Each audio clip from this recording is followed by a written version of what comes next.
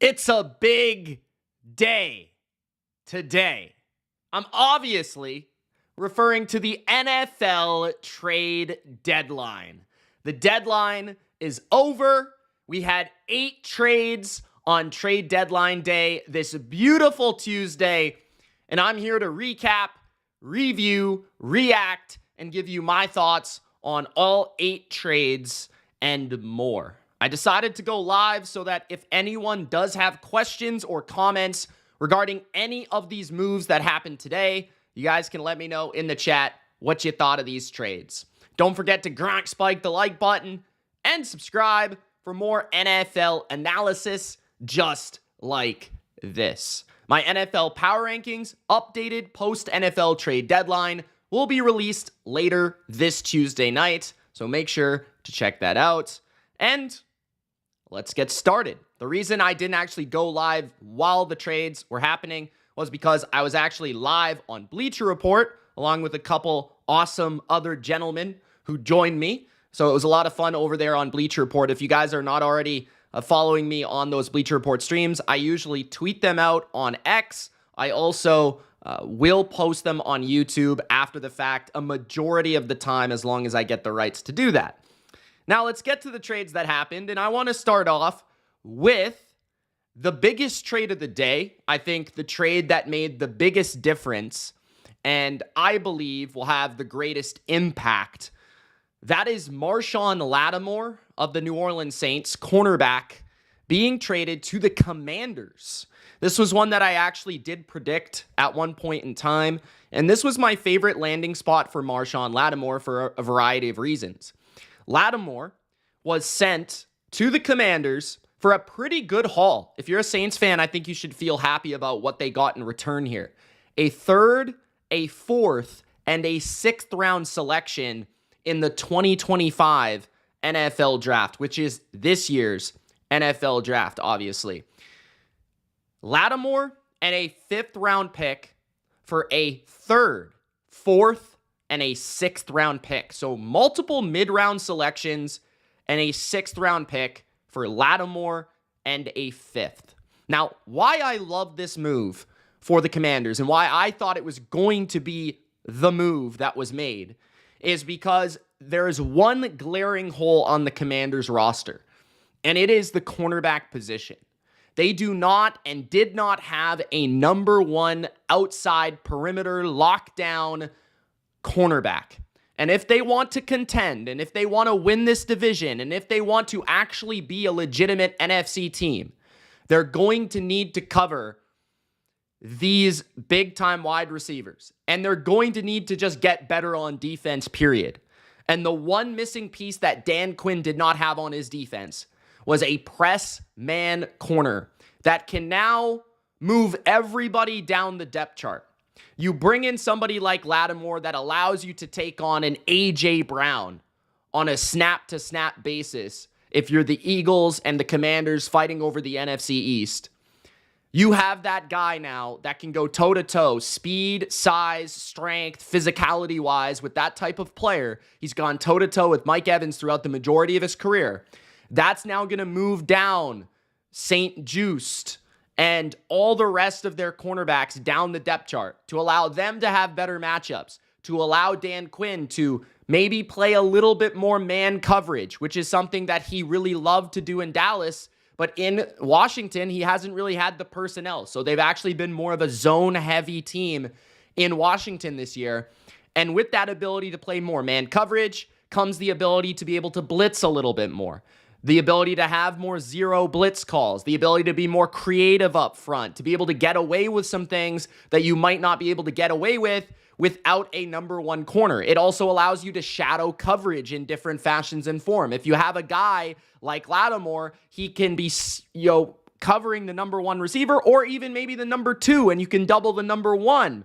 Or maybe you can shade your coverage a certain way. You can play man coverage on one side, zone coverage on the other. You can do a lot of different funky things, also known as the Bill Belichick, with a guy like Marshon Lattimore, who is physical, who plays press coverage, who plays really good man coverage. You look at his stats this year. Yes, he's been injured at times throughout his career. He's been up and down throughout his career at times, but I think for a majority of his NFL career since being drafted in the first round, he has lived up to the hype. He has been a top 10 corner throughout a majority of his NFL career, and this season, he has actually played exceptional football when on the field. He ranks second in the NFL in snaps per reception allowed, according to Pro Football Focus. Over 30 snaps between his receptions allowed this season. He allows a 74.4 passer rating into his coverage this season, which is a pretty good number in my opinion. He also ranked 32nd in overall PFF grade and 24th in coverage grade. So, Lattimore still has that ability to lock people up. And I just think having a guy that can go man-to-man assignment in a playoff game, in a big game, where you can maybe clutch a little bit, you can grab a little bit, you can be a little bit more physical. That is exactly the style of football that Lattimore is so at home with, right? That's how he plays. That's what he does. There's a reason the Chiefs wanted this guy, because there were other teams in on Lattimore. The Lions was one of them. The Commanders were another. The Chiefs, I think the Packers might have been in on Lattimore as well. These teams that were trying to make a run, that ability to play a little man coverage when the cold weather comes out, when the flags start to go into the pockets of the referees, it's a better tactic to have in your back pocket. So I think this really opens the Commanders up to be the number one team in this division, to maybe bypass the Eagles. I think it could change their entire defense. I really do. I think it's such a big move because I think other than getting a big-time edge rusher, which was not available at the trade deadline, no Trey Hendricksons, no Max Crosbys, no Micah Parsons were going to be traded, a number one corner that sure has been injured at times and is on a bad team and, a little inconsistency here and there comes with the position. This was about as good of a player as you were going to acquire for your defense. And I think the Commanders went out and did it. So for that fact, I think this is close to an A, in my opinion, for the Commanders. It's a pretty big distribution of draft picks that they had to give up, right? They had to give up a third, a fourth, a sixth in this year's draft, which in my opinion is pretty expensive at this time of year. So I wouldn't say that's a flat out A+, but I think somewhere in the range of a B+, A- is probably pretty accurate as long as Lattimore remains healthy. I think they have a corner that not only can help them now, but can also help them for the next 2 to 3 seasons. He's about 28, 29 years old, I think, at this point. He's not quite 30. And he's never really had a major injury, which would also set back his career just yet. So I would say that Lattimore, in Washington, gives them a piece, not only for now, but also to build on. Guys, if you haven't already, gronk, spike the like button, and subscribe for more people to find this. Shout out to the people in the chat. Daniel Barry in the chat. Dolo says Smith to Detroit. We're going to get to that right next. Diamond is in the chat. And he is very upset with the Cincinnati Bengals right now. Shout out to Diamond RG3 in the chat. Thank you guys for Gronk spiking the like button. And if you haven't for some reason, subscribe. All right, let's get to the second trade that I thought was major today. This one was a little bit more predictable. I predicted this one a couple times. Za'Darius Smith, defensive end of the Cleveland Browns, traded to the Detroit Lions. Big move in the NFC. This is your Aiden Hutchinson replacement. Not as good as Aiden Hutchinson, don't get me wrong, but still about as good of a pass rusher as you could have acquired at this point, at this stage in an NFL season. Smith has been the Robin to Myles Garrett's Batman in Cleveland over the last couple of years. Detroit sent a 2025 fifth-round pick and a 2026 sixth-round selection to Cleveland in exchange for Za'Darius Smith and a 2026 seventh-rounder. Just to repeat, a 2025 this season fifth-round pick, a next season sixth-round pick to the Browns for Za'Darius Smith and a seventh next year. So the Lions get a big-time pass rusher. Now, I do wonder a couple different things here. There's a lot of different things I want to talk about with the Lions just as a team. So first of all, Za'Darius Smith, he's used to playing in terms of moving from team to team. This is not uncomfortable for him. He's known as an assassin of the defensive end position. He moves from the Vikings to the, the Ravens, to the Packers, to the all the way across the league, right? Cleveland. He's played in on 3 of the 4 teams in this division at this point. The only one he has left to check is the Bears. Maybe he'll sign there in free agency. I do expect this to be a short-term addition. I don't expect the Lions to re-up Za'Darius Smith next season. I would not expect that. He's basically a rental, I would say. And yeah, I wouldn't expect him to be back, because if he does shine, I think he'll get a decent contract. He's been signing 1-year contracts pretty much for the last 2 to 3 years, and he's actually a really productive player this year. Every time I watched him this season, he still looks like a very good player. I wouldn't say that he's like a top 15 edge rusher in the league. He's probably closer to like still top 32. Like still a number 1 edge rusher, but I would say he's probably like somewhere between 20 and 32. He currently ranks 23rd this season in pressures with 27 pressures. He has 5 sacks on the season. He was 24th in PFF grade and 27th in pass rush grade. He had an incredible game against Lamar Jackson and the Ravens just a couple weeks ago. I really liked how he played in that game. He stood out to me. I like this addition for the Lions because I think Smith can pretty much mold into any system. I think he can play with his hand in the dirt or standing up. He's been very good in blitz-heavy systems like the Ravens or even, to a certain degree, the Browns, where Jim Schwartz likes to be aggressive and he likes to blitz at times.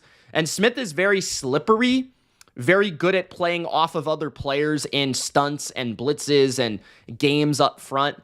And he's very quick. I think he's deceptively quick. He has better agility than you would think, especially as a veteran at 32 years old.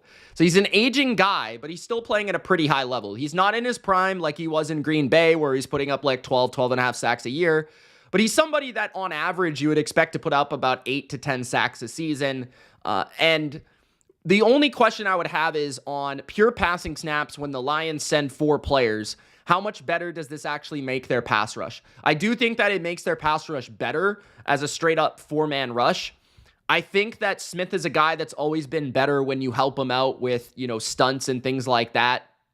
But I will say that he's a creative chess piece. You can kind of move across the defensive line. You can have him standing up and blitz him. You can have him, work outside to in. And he's good against the run. And he's very savvy. And I think has a high IQ because of all the different systems and all the games and all the experiences and all the coaches he's played under. He's definitely very smart. So I think this is very fair for the Browns. I think they get, a decent exchange here, a 5th-round pick this season, a 6th-round pick next year for a guy that was only on a 1-year contract. That's about as good as you can get, to be honest. And he's an aging guy. I think for the Lions, they get a must-needed addition. They didn't have a pass rush. Right, Aiden Hutchinson gone. They were mostly thriving on defense through turnovers, run defense, blitzing, and good coverage in the back end. This at least gives you another weapon up front for Aaron Glenn's defense. And I think it gives you specifically a weapon in those blitzing downs, those 3rd down situations. And he's also really solid against a run. So that's also going to help too, a team that very much covets setting the edge and playing the run. The Lions did kind of struggle against the run against Josh Jacobs and the Packers. So that's something to note as well. Yeah, Za'Darius Smith to the Detroit Lions. Gronk spiked the like button, guys. That is the second move of the day. I do have a couple other things to say about the Lions, and I see a couple comments here. We're going to get to you guys in a second. I was just thinking about something. This is kind of totally random. But I saw Ben Johnson said today in a press conference that as a head coach, he would want to be a play-calling head coach, and I think that's pretty obvious to anybody that's been kind of tracking him as a head coaching candidate. I think you would want him to be a head coach that calls plays.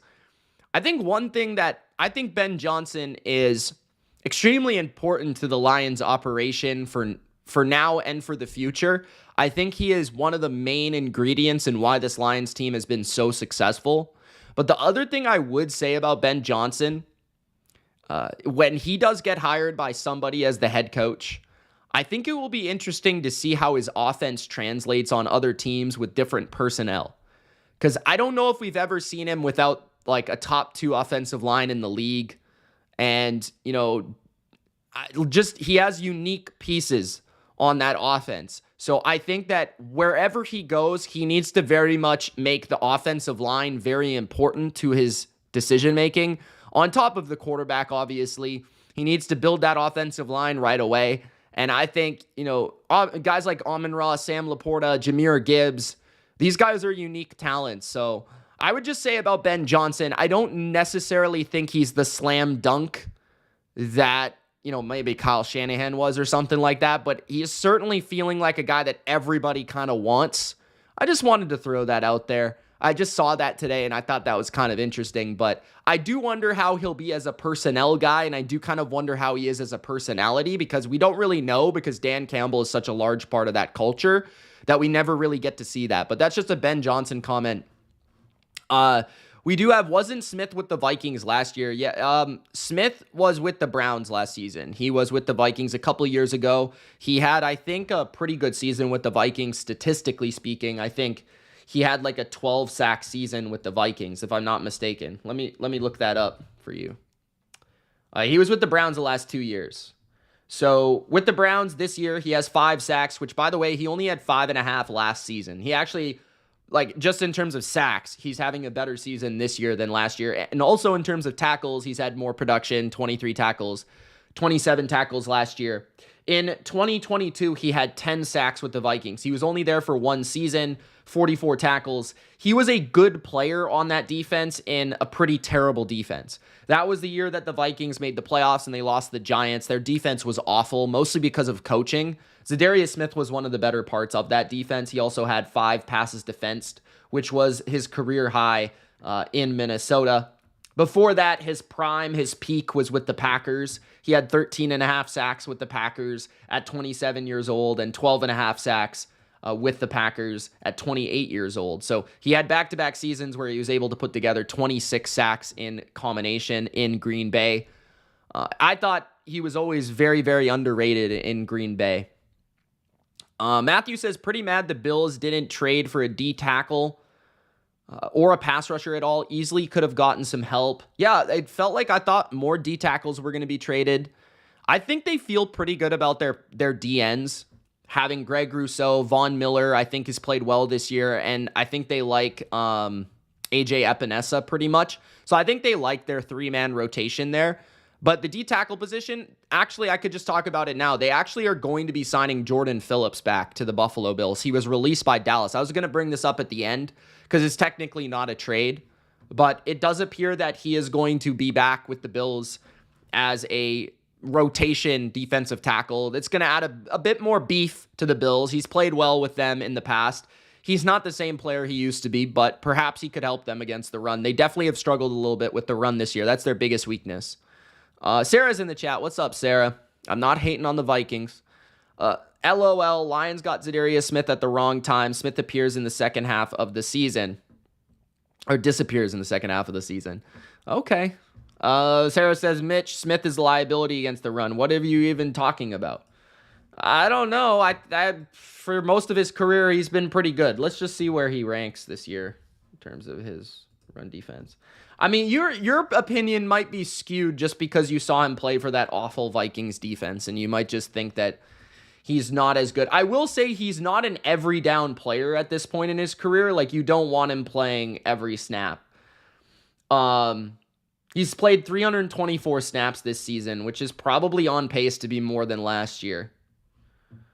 What's his run defense grading this season is a 65.9, which isn't bad at all. Let's see. 69. Where is it at? 69.5. This is just the grade. Take it for what it's worth, but 65.9. That is 43rd. His pass rush grade is 27th. The last 2 seasons, 2022, he was the 13th graded edge rusher. 2023, he was the 16th, and this year he's the 24th. And then all the way dating back, 2020, he was 14th. 2019, he was 3rd. So he's been pretty consistent throughout his career. 6'4", 275. That type of frame pretty much fits into any defense. All right. What's up, JC? What's up, Cobra Kai? JC, Niners didn't do anything. Yes, they did. They actually traded for a defensive tackle. We might as well talk about the 49ers right now. I was going to go to the Steelers, but we'll talk about this small Niners deal that they made. The San Francisco 49ers added to their run defense Kalil Davis of the Houston Texans, the last trade to be made today, right at the buzzer. Davis was traded to the Niners for a 2026 7th-round pick. Davis will be one of the bigger interior defensive linemen on the Niners. He's a big boy, about 320 pounds. He played for the Texans this season. He's played about 172 snaps, and he's been pretty good against the run. He originally played with Tampa. He moved to the Texans, has worked under DeMeco Ryans for the last couple of seasons. Davis has posted an average tackle depth of 1.7 yards in both seasons, which is pretty impressive. Obviously, if you tackled a running back at 1.7, that's 1.7 yards per carry. So he's also had 4 tackles for loss, and I think he had a sack in one of the games that he played this season. But pretty much a rotation piece for the 49ers defense. They didn't do anything crazy. I mean, they didn't go out there and trade for, like last year, they made some waves by going out and getting a big name like Chase Young, who may or may not have actually helped them at the end of the day. But the Niners are kind of known for going after these type of players, where it's like they'll take like an Arden Key, or they'll take like a Charles Omenihu, or some of these guys that are a little unheralded. They've been in the NFL, but people don't really know who they are, and they kind of end up turning them into pretty decent role players for them. So perhaps they see a run-stuffing early down role for Kalil Davis. That's what I would expect here. He did have a sack on the season. He's not a pass-rushing type. He's a run defender. But he's appeared in 9 games this year for the Texans. Let's just check out what his grading is. I don't think it's exactly too high. These run defenders don't usually grade that high. Let's just see what we got. So for Davis, he was graded 84th, just for reference. That is above Kevin Givens of the Niners. That is below Malik Collins and Jordan Elliott. So he has played about the same amount of snaps as Jordan Elliott has this year. So just another piece, right? They lost Javon Hargrave.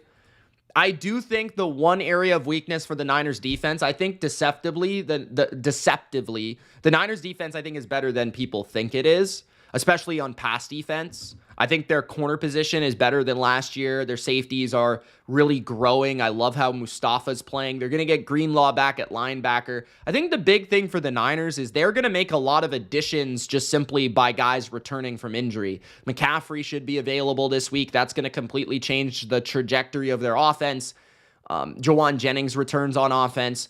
Then on defense, Yetur Gross-Matos is returning on the defensive end position. You've got Dre Greenlaw returning at linebacker. You've got Hufanga potentially returning at safety. So a few different players at different levels returning for this Niners team. I think that's probably why they didn't go out and make a super aggressive move.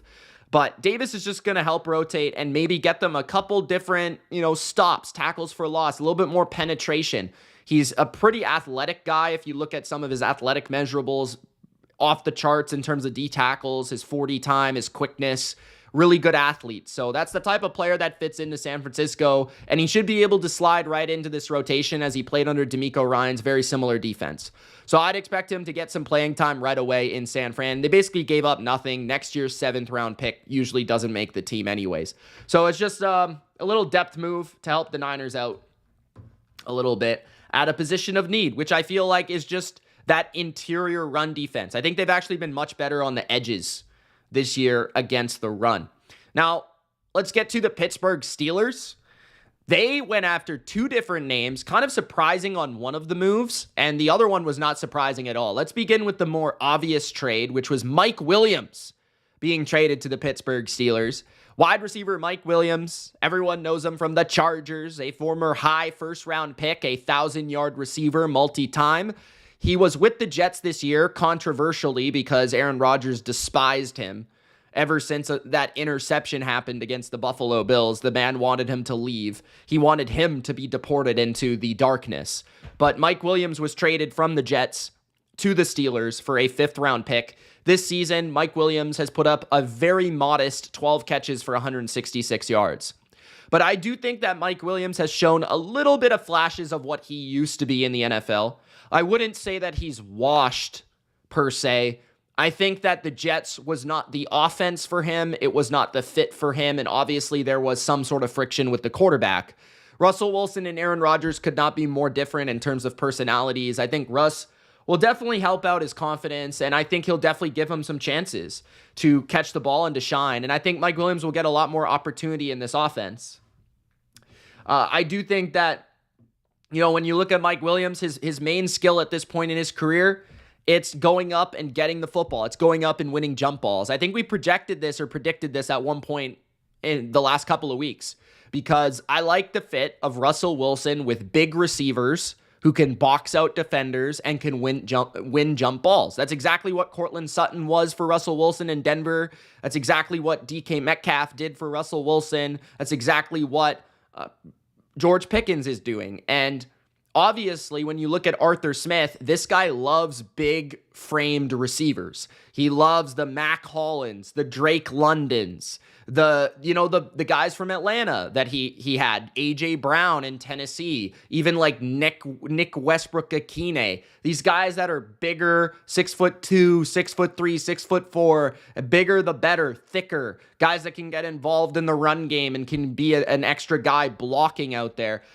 I think this is going to give extra life for Mike Williams, extra motivation. He's clearly the number 2 wide receiver on the perimeter for this offense. If you look at the Steelers depth chart at perimeter receiver, they had George Pickens, and that was about it. Like Van Jefferson is more of an inside guy, slot guy. Calvin Austin's a little shifty, jitterbug type guy.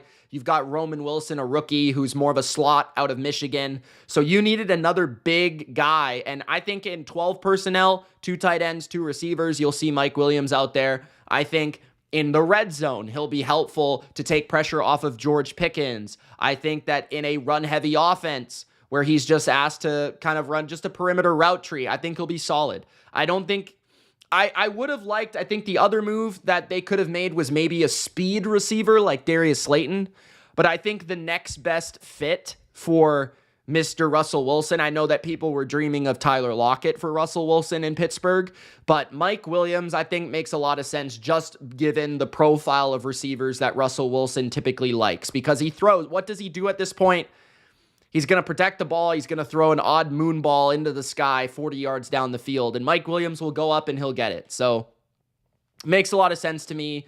It's a 5th round pick. I think that's good compensation for the Jets, honestly.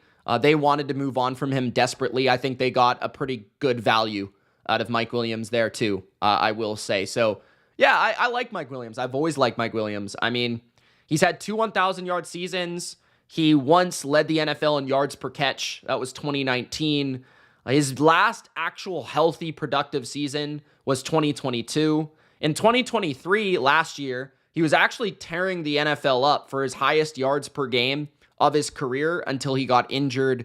But pretty much we've just seen a slower version of Mike Williams, who is already not the fastest player because of the ACL injury. But maybe as the season continues to go on, he's already appeared in 9 games. He might actually be a guy that actually looks better at the end of the year because he'll be coming back and working his way back from the ACL more and more and more. So you could see Mike Williams actually be a pretty big contributor in the playoffs, perhaps, for the Pittsburgh Steelers. The other move that the Steelers made was kind of shocking. Preston Smith of the Green Bay Packers was sent to the Steelers for a 7th round pick in 2025, a very low compensation as well. And I think this has to do with Preston Smith being a bit expensive for the Packers. So Smith, he was signed through 2026, which is next season, all the way through next season. His salary for 2024 is only $3.2 million, but next year he makes $12 million. Preston Smith has been a very good NFL player. He was a 1st-round pick, I want to say, maybe a 2nd-round pick for the Washington at that time, and I don't know if I'm allowed to say it. I'll just say the Commanders. I won't say their actual name of what they were at that time. I don't know how YouTube treats that. It's kind of bogus, but regardless, Preston Smith has been a very good, very solid number 2 edge rusher for years. He's been in the NFL since 2015, and As a rookie, he put up 8 sacks. Then, he's had 1, 2, 3, 4, 5, 6 8-sack seasons, including 2023 at 31 years old and 2022 at 31 years old. As a member of the Packers, he's been on the Packers since 2019. He has had a 12-sack season, a 9-sack season, an 8.5-sack season, and an 8-sack season. So, he's been very productive in terms of sacks. Quarterback hits as well, 21 in 2023, which was the second most of his career, 20 in 2022. So he's still been a very good player. I think what's happened to Preston Smith, I think this is a case of a couple different things. Pittsburgh perhaps buying low on a player that has started off a season not playing that well because of a scheme change. I think this is exactly what's happened. So Green Bay has shifted their defense to a defense that is more 49er, pin your ears back, quickness, speed to power rush, like just get up the field, turn the corner, and just, get to the quarterback. In Green Bay previously, they were playing more of a stand-up edge style, more of like a typical 3-4 of what you would see, and Pittsburgh kind of plays that style. You ever watch TJ Watt, Alex Highsmith? They're usually standing up. They're doing some dynamic things on their rush. So it's a different style of what they look for in their edge rush. So Smith, I think, fits this defense much, much better. And you could actually see him maybe reignite that a little bit in this spot in Pittsburgh as maybe their third edge rusher, because Nate Herbig is currently dealing with an injury. Herbig is also a sick player. So they have probably the best edge rotation in the NFL. TJ Watt, Alex Highsmith, Herbig, Preston Smith. And we've seen when the Steelers do lose TJ Watt, how much they've fallen off a cliff. So this is probably also contingency. If Highsmith goes down or if Watt goes down, they have a guy that they can plug in Preston Smith, who's had multiple 8-sack seasons. This is a guy, Preston Smith, he even looks like Lamar Woodley. You know what I mean? He looks like a Pittsburgh Steeler edge rusher. 6'5", 265, built like a house. He's built like a fridge. He's thick as hell. Like, this guy's just a big dude. He looks like one of those guys that they had in like the 2008, 2010 type era of the Pittsburgh Steelers. So, yeah, he has not played well this year. His pass rushing productivity grade is only a 4, which is pretty terrible. He's only had 10 pressures. He's started every game, 9 games out of 9 for the Packers. He only has 2.5 sacks this year. So he's had a bad season, but I think a lot of that has to do with maybe his age a bit, but then I also think the scheme is a huge factor. So I think Preston Smith, go to Pittsburgh, have a chance to get in rotation, get a little fresher, not play as many snaps, work behind TJ Watt and Alex Highsmith, and thrive and get better matchups. For the Packers, this kind of didn't make sense to me at first because I looked at it and I was like, it has to be a contract thing. It has to be a money thing. It has to be loosening up your cap for the future. And then in combination with that, what it probably is just trying to get younger players more snaps. Guys like Lucas Van Ness. Too much respect for Preston Smith. Got to get him out of there. If you bench him, that's too respected of a veteran. That's a guy that's been such a good player for them for a while.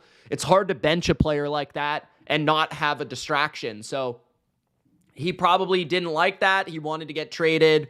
So that makes sense. You get some of those younger players in Green Bay to get in this rotation, and he has not molded and adapted to this system quite the way they maybe liked or wanted. So, now he finds himself in Pittsburgh.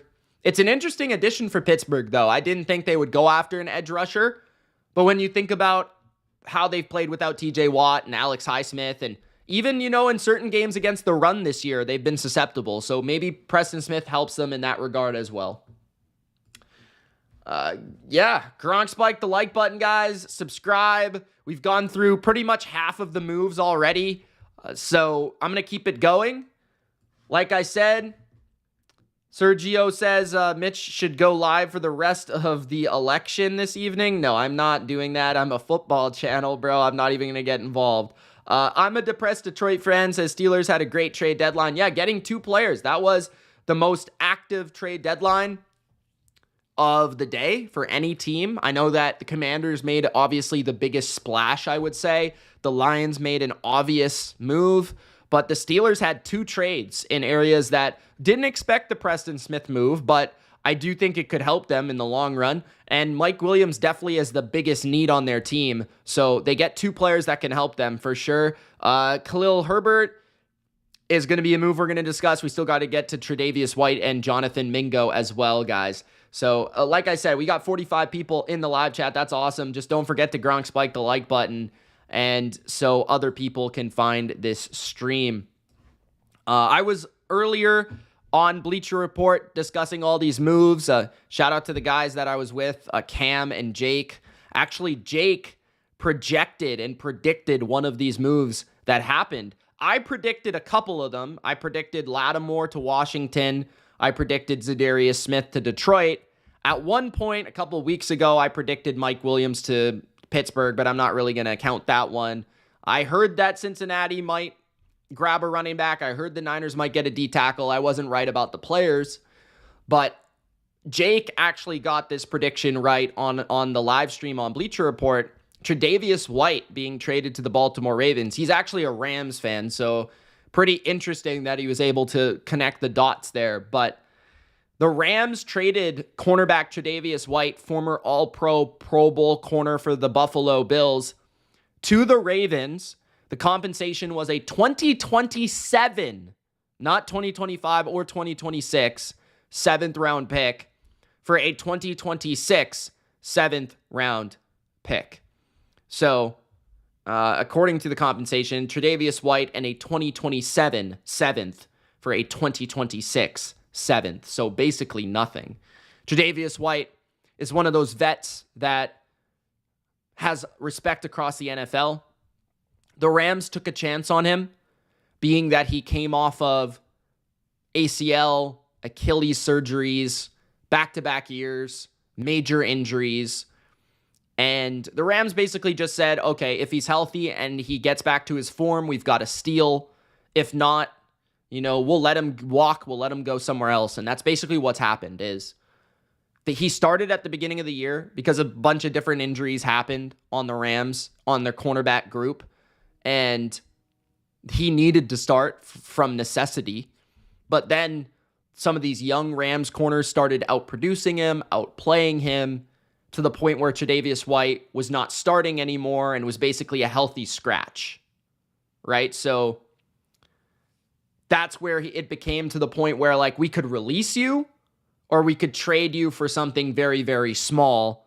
And basically, the Rams called up Baltimore. Baltimore called up the Rams and said, hey, Baltimore probably said, hey, you're probably going to release Tre'Davious White. Let us get him. We'll swap 7ths. We'll see if he can fit into our defense. We need cornerback help. Or the Rams called the Ravens and said, hey, do you need somebody in the secondary to help you out? So, yeah, Tre'Davious White just adds a layer of depth, another veteran voice in that secondary for the Ravens. And he might be able to give them an upgrade if he gets back to form late this season. And I think, just as I said with, who did I say it with? Mike Williams. 2 players that are maybe underperforming based on their history of what they are as a player. Tre'Davious White is a guy that obviously was an all-pro, a great player, and even a pretty good player up until this year, I would say. When he was playing for Buffalo the last 2 times, when he played 6 games in 2022, 4 games in 2023, and this is a guy we're talking about. He's only played 10 games in 2 years, so that's because of injuries. But he was actually not a bad player in either season. He was not terrible, right? He was a little bit more clutchy, grabby. He was a little bit more physical because he couldn't get away with the same movement skills, right? Back in his prime, I think his best skill was his ability to break on the football, his ability to just see the ball, get the ball, his ability to backpedal and go and change direction. I thought that was always his best skill in that zone coverage system with the Buffalo Bills. And he was one of the best interception machines in football. One season, he actually led the NFL in interceptions, 6 picks in 2019. But in Baltimore, they've been struggling in their coverage. They've been struggling in their secondary. And Brandon Stevens specifically has been struggling, I would say. Their perimeter cornerback spot. They've been giving up too many coverage busts. So what I do know about Tre'Davious White is he's a high IQ player. He might not be able to move the same way he used to move. He might not be able to react the same way that he used to react. But he's not going to give up those easy coverage busts. He's going to be in the right spot at the right time. He's going to make things competitive. And if maybe he can mold with these other experienced players in the back end, like Marlon Humphrey, like Marcus Williams, like Eddie Jackson, right? So they're just adding a layer of depth there to see if maybe they can provide some competition to Nate Wiggins and to Brandon Stevens, right? And they're going to just probably try to find the best mix and match combination there in their secondary, period. So yeah, I don't think that like this would have been a bigger move like 2 or 3 years ago, of course.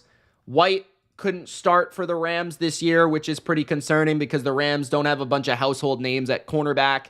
He's kind of washed, but you're getting him for a 7th round pick next season, a swap of picks. Like it's basically just shooting a dart to see if you can upgrade a position that you might have needed an upgrade at. So yeah, I mean, let's check his grading. He was graded 101st this season by PFF. Just for reference, Brandon Stevens is clearly the weakness according to PFF, grading 95th this season at the cornerback position. So, I mean, Stevens has not played much better. White actually was grading at a 68 in 2023 before getting injured, which is a pretty solid number. He has played 216 snaps at wide corner, and that's where he would play in Baltimore if he were asked to step up there. I wish Baltimore might have gone for a bigger, high-profile cornerback or a more certain cornerback or maybe a more certain pass rusher. I would have liked either one for Baltimore, but at least they're able to add somebody on this day for their defense because their defense is their biggest concern for sure. What's up, Claire? What's up, JC? JC says, shocking, I was wrong. I predicted KJ Osborne to the Chargers. Just quickly on the New England Patriots and their clown organization, of which they are. I don't understand why they didn't trade anybody today. They traded Josh Uche to the Kansas City Chiefs to help them win a three-peat and help them get another Super Bowl. Congratulations to the Kansas City Chiefs. But they couldn't go out and trade anybody for any sort of draft capital, a bunch of jabronis, a bunch of jamokes, a bunch of absolute pieces of donkey doo-doo, the New England Patriots. Shout out Christian in the chat. What does Christian say? He says, I wish the Steelers went for Slayton, but the Giants wanted a third, I believe, and the Steelers didn't want to give up a third. Giants value Slayton. I say Steelers should have given up a third for Slayton. I think third for Slayton is probably too much. I would agree with you there. Matthew says, why is everyone working an angle to have someone stream the election? Just go watch one of the other thousands of streams. Yeah, I don't know. You could find it somewhere for sure. There's like a million different streams on YouTube, like covering the election, if that's what you're looking for. I am an NFL channel, and I cover the NFL, guys. So if you like the NFL, subscribe. What else we got here? Shout out to Claire. I thought she was teaching right now. Maybe it's almost 7 over there on the East Coast, so maybe she's not teaching. I don't know what she's doing. Maybe she's playing the flute. All right, there was a couple of other moves that we have to discuss on the offensive side of the football. First of all, we've got Jonathan Mingo being traded to the Dallas Cowboys in the meme of the day. The move that was memed the most puzzling move for a majority of people, but I can explain it pretty easily if you guys would like. The Dallas Cowboys acquired a receiver because their receivers suck, first of all. And they went after a younger guy in Jonathan Mingo, who's a former second-round pick, who they probably liked in the draft process. And they were able to get him for a 4th-round pick. So they were getting Mingo and a 7th-round pick in 2025 this year for a 4th-round pick. Now, do I think the compensation was way too much? Yes. I'm shocked that Mingo got a 4th-round pick when DeAndre Hopkins didn't even get a 4th-round pick. when Amari Cooper a couple years ago got a 5th round pick, and that was the Dallas Cowboys making that move. And I understand money is involved and age is involved and control of the contract is involved and potential is involved and all these things, right? He was drafted just last year in 2023 on a 2nd round pick. But a 4th rounder for a guy like Jonathan Mingo, who's done next to nothing as a rookie, done next to nothing as a 2-year pro, it is puzzling compensation. That being said, it's pretty obvious why the move was made. Brandon Cooks is out for the year, and Brandon Cooks is a veteran receiver who probably won't be back with the Cowboys next year. If Cooks is not back, they don't have a number 2. They don't have a number 3. They don't have good receivers outside of CeeDee Lamb, right? Like Jalen Tolbert's been up and down and all around and not consistent. Robert Turpin is a punt returner. Like, he's not a receiver. They don't have good receivers. Jake Ferguson's their tight end. He's solid. But Mingo gives them a chance to look at a prospect they probably liked.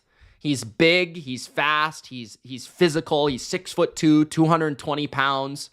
He had a good projection coming into the NFL.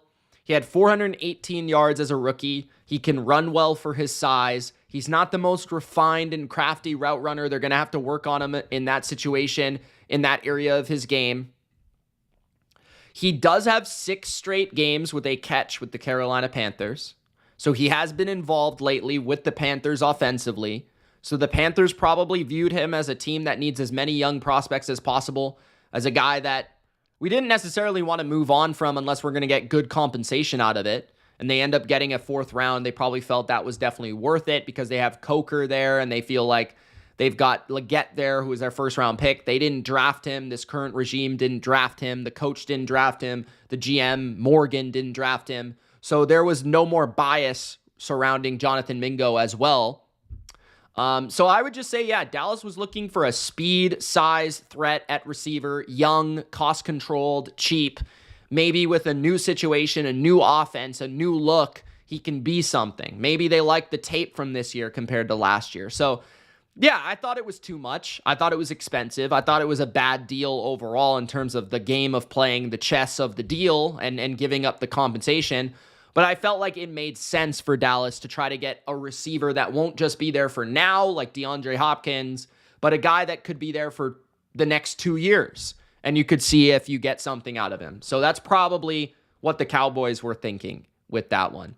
And the final move from today, our 8th and final trade, was Khalil Herbert being traded from the Chicago Bears to the Cincinnati Bengals. And if you guys have any extra comments or questions, let me know in the chat. I'll definitely get to them. Shout out to Caesar in the chat. Khalil Herbert was traded to back up, to spell, to complement Chase Brown in Cincinnati's backfield. Herbert has been a very underrated running back for the Bears. He was traded for this season's 7th round pick of the Bengals. This year, he has not seen many touches. He has not seen much production under Shane Waldron's offense with the Bears. Roschon Johnson, a more powerful running back than Herbert. Swift, a more smooth, effortless pass catcher than Khalil Herbert. Herbert, more the dimension of an explosive speed back, in my opinion, with a hint of power. He is similarly built to Chase Brown at 5'9", 212 pounds. He has a 700-yard and a 600-yard season in his NFL career. And he will be taking over for Zach Moss for the rest of the season in the Bengals backfield because Zach Moss is actually out for the season in the regular season. So I definitely think Khalil Herbert is a add in fantasy football. He's a guy I would stash on my bench. He's somebody that could actually be very productive with Joe Burrow if Chase Brown were to get injured. But I think he is an excellent backup. I think he's actually better than Zach Moss. So I think this is actually an upgrade for the Bengals, in my opinion, over Zach Moss. I think it gives them a running back that is dynamic, that is explosive, that yards per carry wise has always been very efficient in his NFL career. And he'll be a part of a better offense in Cincinnati. The best offense likely of his career. So shout out to him. A good opportunity to Khalil Herbert to take advantage of after a pretty struggling start to the season where he hasn't really been able to play. So I've always been a fan of Herbert. 3rd string running back now becomes a 2nd string running back on a different team from NFC to AFC North. Khalil Herbert to the Bengals and Joe Burrow. those are the trades, guys. Those are the moves. Edgar says BLV Nation. Shout out Edgar. Christian says, I really like the Preston Smith trade. He's going to fix the Steelers' defensive scheme pretty well. He's going to fit, I think he means, the scheme pretty well, but he's going to be a depth piece. Yes, for sure, a depth piece. I think somebody that could contribute in the playoffs, could contribute down the stretch. Smith has always been a very solid player. I think if I were to grade these moves, I would say Marshon Lattimore, I think I gave like a B+, A- due to the compensation being a little expensive and spicy. Za'Darius Smith, I would say, is a B+, maybe an A-A, like in that range. I think like he's about as good as you can get for that position at this point. I would probably say A-. Mike Williams, I would say, is a solid B. It's a position of need. It's a player that fits with Russell Wilson. 5th round pick seems about right. I'm just worried Mike Williams might be a little bit washed at this point. Preston Smith, I would say, is probably a C+, just because it wasn't a huge, or a B-. It wasn't a huge, like, need. So I take that into account. It wasn't a huge need. And he's also got a pretty costly contract in 2026. So it was just a little puzzling. I get that he's been a good player in this system before. I just think that it's a little bit odd. Khalil Herbert, I'd actually say, is like a A-. I think for a backup running back, he's really good. I think he's an upgrade over Zach Moss, and you gave up a 7th round pick. A-, B+, probably. Tre'Davious White, I'd say, is a C. I wish they just would have gone for a better player at this position. I don't think White will be starting or playing or impacting this team. He's worth a shot, so it's not a total failure, and they didn't give up much. But I don't know. Just don't love it. Kalil Davis has upside. 7th round pick. I would say probably a C+, B. I would have wished they would have gotten more of a starter, like a pure starter, but obviously there wasn't anybody out there. Probably a C+, like just an average trade. I understand it. It makes sense. It's at a position of need. It wasn't expensive. It's just not an impact player. And then Jonathan Mingo, because of the compensation, I'd have to say it's a C.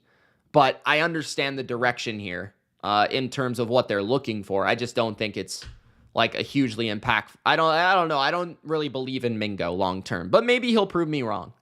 All right. But that's it. That's all I got.